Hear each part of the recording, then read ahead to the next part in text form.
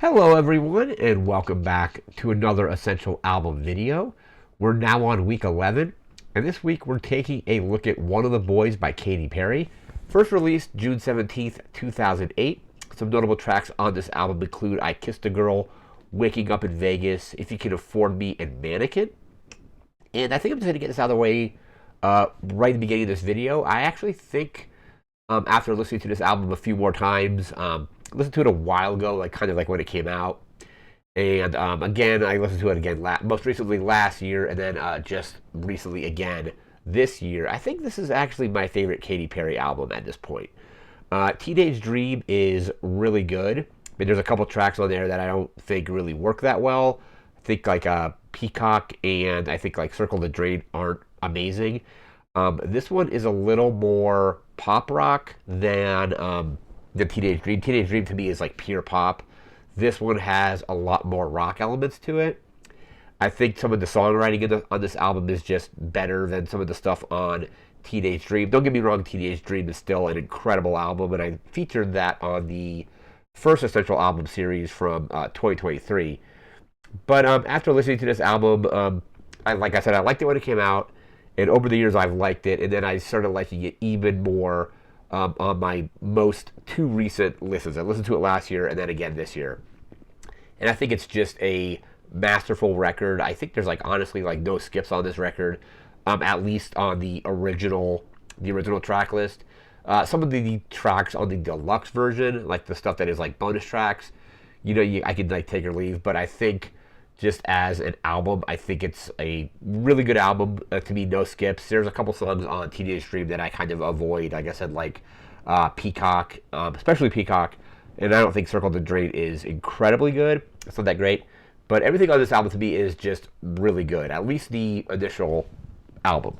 Let me get into my notes here. I have some notes about the album, and then we'll get to the track list and all that kind of stuff as well.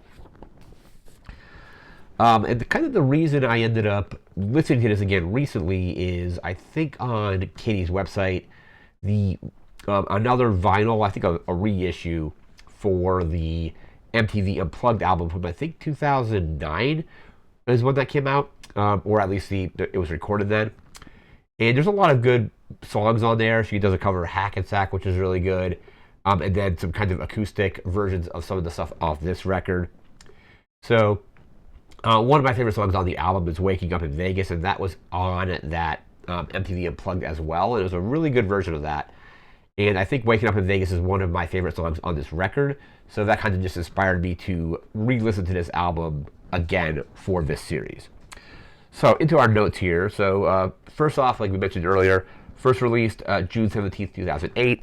This is technically her second studio album. It is, however, the first studio album under the name Katy Perry. She released an album. I haven't listened to it because I don't think it's streaming, and I think it's kind of hard to find now. But she released Kate Hudson a little bit before that, and that was more Christian music. So it was kind of like Christian rock, Christian maybe pop music.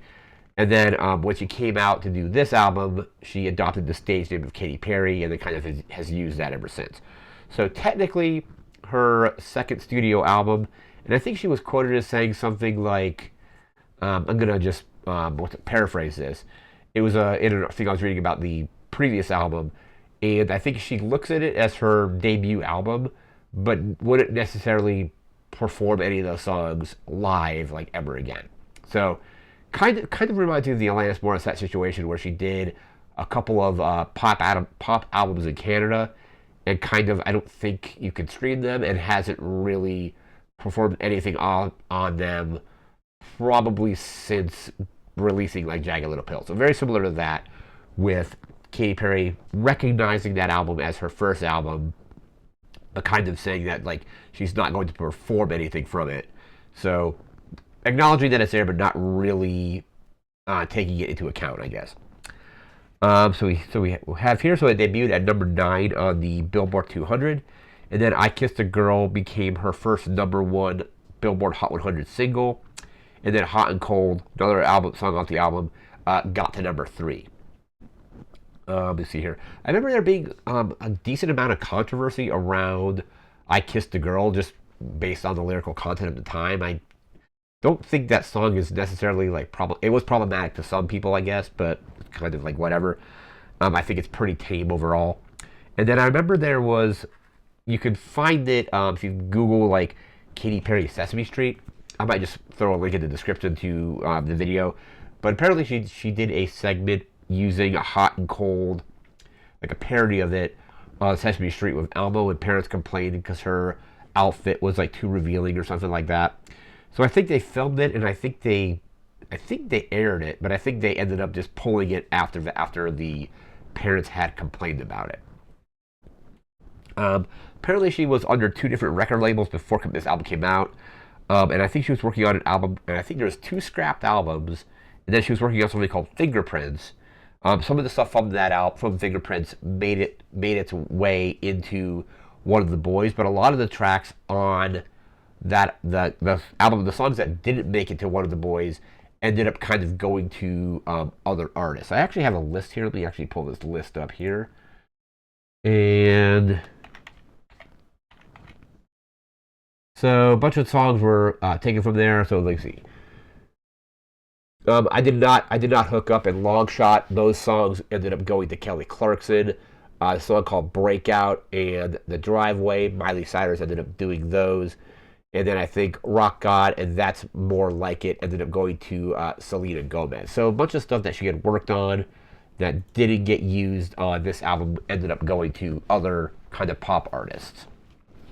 Apparently said that she had written just a ton, like a massive amount of stuff getting ready for this album.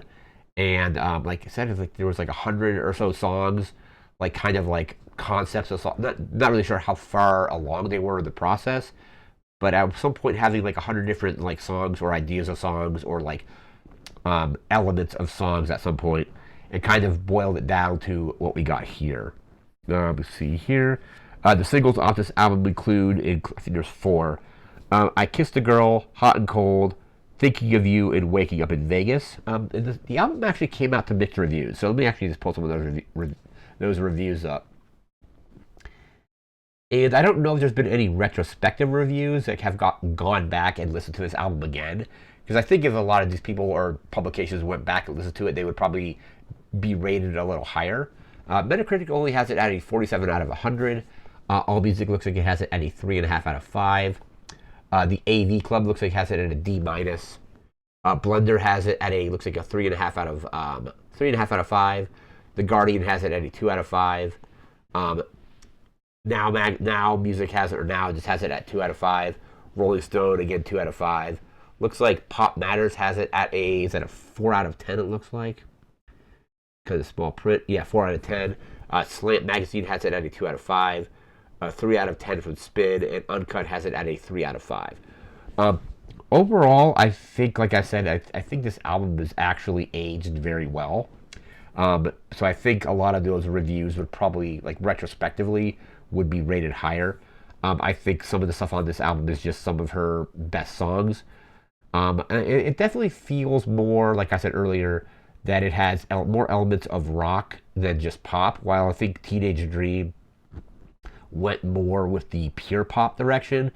And Teenage Dream is also an incredible album, but I think over the years I've actually found myself preferring this one over Teenage Dream. So it's easily top 2 for me are this, and then Teenage Dream, and then probably Prism, and then she kind of hit a roadblock with I think Witness.